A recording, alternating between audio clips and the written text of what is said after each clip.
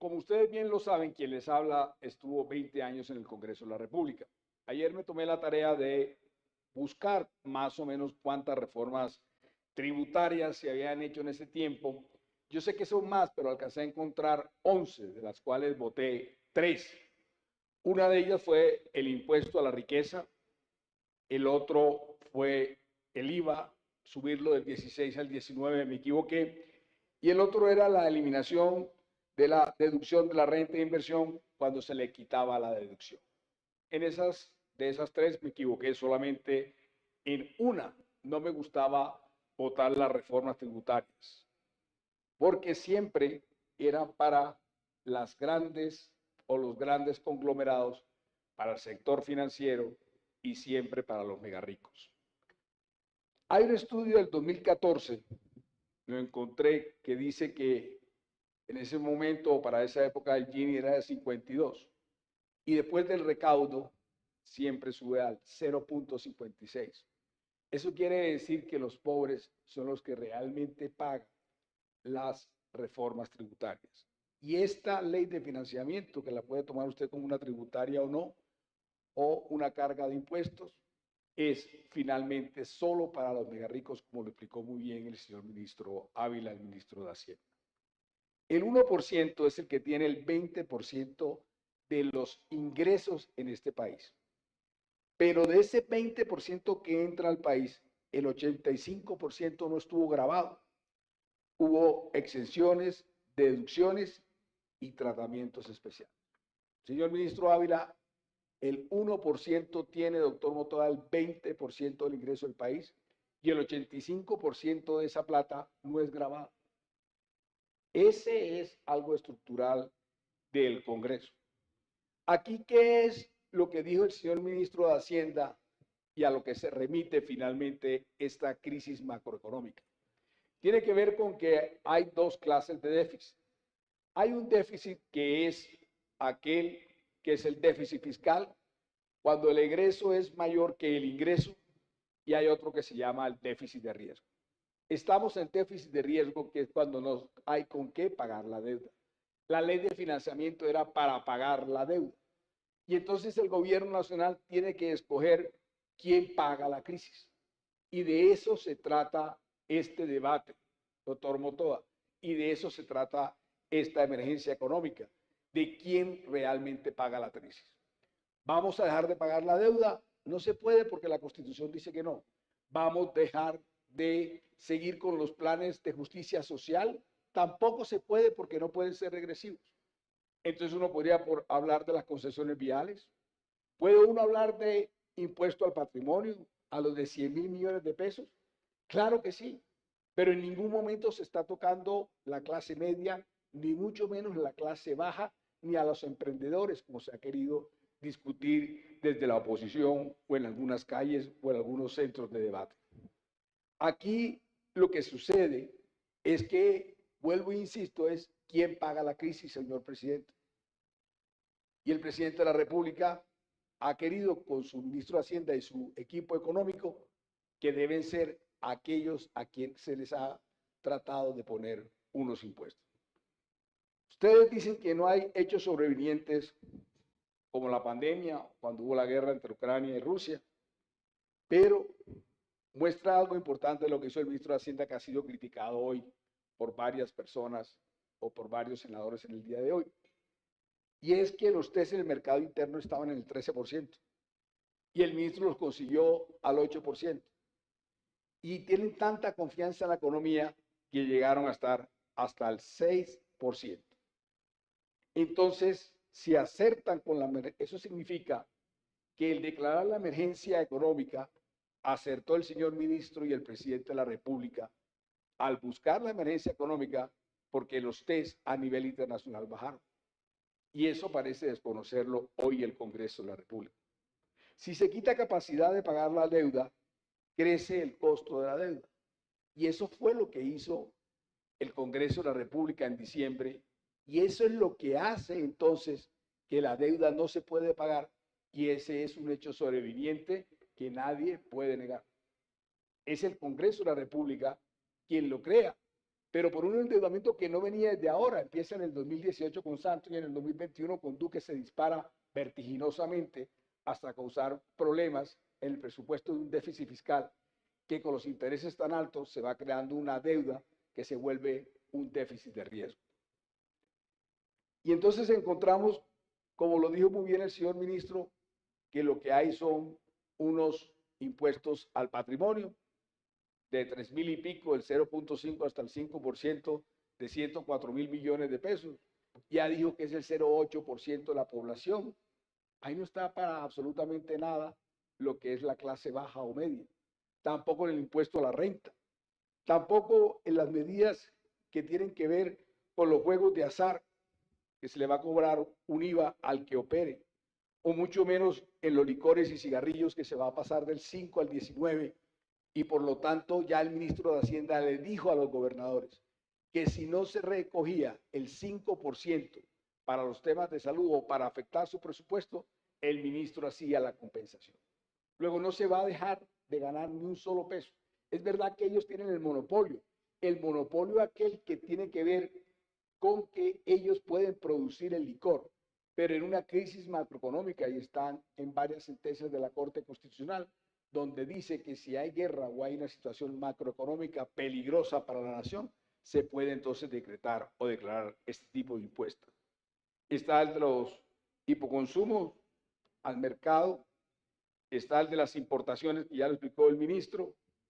Por lo tanto, nosotros lo que tenemos que seguir es con este decreto de emergencia.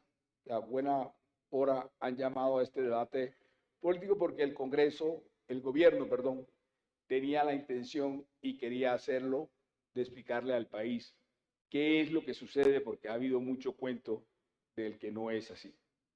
Los hechos sobrevinientes que pedía ahorita el doctor Motoa tiene que ver con la UPC, que ya muy bien lo dijo el parlamentario del Pacto Histórico, contó cómo era desde diciembre cuando salió un fallo de la Corte Constitucional que combinaba al ministro de Salud, que lo han tratado bastante mal, tanto la Corte Constitucional, desde enero, perdón, no, ¿cuándo salió el decreto, el último fallo de la Corte? En diciembre. Bueno, pero el que nos está afectando ahora sobreviniente es el del 10 de diciembre. Pero bueno, ¿pero qué hacemos si hay un fallo de la Corte el 10 de diciembre que te pone a pagar 3.3 billones de pesos más en un presupuesto que ya sabemos que hay un déficit fiscal y un déficit de riesgo? Está el de los drones. Creo que le escuché al senador Motoa hablar sobre el tema, que él ya había hablado de eso. Nadie había podido predecir lo que está sucediendo en los temas de los ataques de los drones. La guerra ya dejó de ser convencional. De hecho, he escuchado a muchos senadores de la oposición hablar de que por qué no se bombardea cuando este gobierno de pronto es de los que está entre los que más ha bombardeado, más bombardeos se han hecho, que por qué no se dispara, que por qué no se ataca, cuando la guerra ya dejó de ser uniformes de personas entre un bando y otro bando atrincherados. Eso se acabó. Ahora todo es por drones. Y aquí lo que sucede es algo muy importante que doctor Motoa ojalá me ayuda a hacerlo entender. Es que aquí las mafias ya no son como en los años 80, que era piramidal. Había un capo, había unas estructuras, exportaban la coca, la distribuían en los otros países. Eso se acabó. Ni siquiera los recursos ni la plata llega aquí. Ahora las bandas son mexicanas o son de Europa.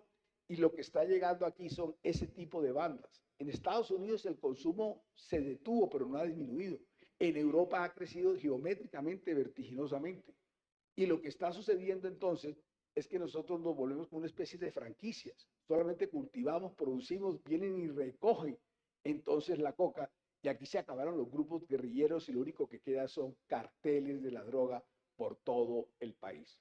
Y eso lo que hace el doctor Motoa es que ellos sepan que para sacar a la fuerza pública o a la policía, lo que ellos hacen es que mandan a una población civil de 2.000 personas a rodear 200, 300 hombres, con los cuales ellos no van a poder disparar ni tomar ninguna acción bélica, y que quedan entonces presos, quedan secuestrados. O le mandan unos drones cada vez muchos más tecnológicamente capacitados, pero que además son muy fáciles de conseguir en el mercado en cualquier parte y en cualquier lugar. Una capacidad de un dron para tirar una granada a 900 metros de altura, eso lo podrá explicar mejor el señor ministro de Defensa. Pero esa capacidad bélica que están haciendo, cada vez la están transformando en mucho más y nosotros no tenemos realmente la capacidad tecnológica, ni siquiera los recursos, porque para tratar de cubrir o poner un escudo a nivel nacional, las cifras son astronómicas, llegan casi a los 4 billones de pesos y todos sabemos que esa cifra no existe en el recurso ni en el presupuesto nacional, pero que sí es necesario buscar más de 1 billón de pesos para que en los sitios donde está el Catatumbo, donde está el Cauca López de Micay, donde está el Chocó y buena parte del Magdalena Medio, sí haya los recursos para los antidrones de forma tecnológica para que la fuerza pública no sea masacrada. En el último, creo que fue, doctor Temístocles, ¿cuál fue? Temístocles se fue, en el que es donde, ¿cuál fue el último? ¿Cuál fue, ministro? Buenos Aires. El de Buenos Aires, encontraron 2 horas después, doctora Angélica Lozano, a personas que habían estado lanzando granadas contra la estación de policía tomando cerveza en la tienda. Eso significa que los carteles o las personas que están en los carteles de la droga ya no viven en el monte o ya no viven en la selva, están mimetizados en la población civil. Eso quiere decir que no hay cómo enfrentar unos policías que estuvieron ahí tratando de repeler el ataque mortal y feroz que estaban haciendo contra ellos. Ellos fueron los que reconocieron a esas personas que estaban en una tienda 2, 3 horas después de los ataques y de haberse salvado porque ellos mismos resistieron. Está el subsidio también, que es un hecho sobreviviente a lo que tiene que ver con los servicios públicos. Está el otro que son el de los desastres naturales que se deben miles de millones de pesos, sentencias judiciales, fondo de reparación de víctimas que no pudieron avanzar a nada, y el tema de la seguridad de los candidatos que tiene que ver con el ministerio. Le voy a dar unos datos que son bastante precarios, aunque son de bastante envergadura. Van 2.484 eventos, los cuales hace que se hayan desplazado 36.500 hombres de la militares, policía, del ejército, de la Fuerza Armada. También hay 64 candidatos a la presidencia, 64, los cuales han sido evaluados y se les ha dado seguridad. 182 candidatos a congresistas, de los cuales 52 son actuales, 39 del CITRE. Eso ha hecho que se haya incrementado de la UNP 509 efectivos y de la policía 576 de más de lo que estamos hablando. 206 vehículos blindados, 92 convencionales. Por lo tanto, aquí lo que se necesita para el tema de seguridad de las elecciones es bastante alto, porque si hay un riesgo y algo que yo le tengo miedo es a los drones en época electoral o para el día de elecciones. Pero aún así tenemos unas cifras que nos hacen estar satisfechos. Van como 20, 21 elecciones atípicas en las cuales no ha habido ningún problema de seguridad ni alteración de orden público o problemas en el conteo o reconteo de esos votos para elegir alcaldes y a gobernaciones en distintas partes del país. Con esto doy por terminado, señor presidente, mi intervención para que sea corta y tenga más tiempo los compañeros.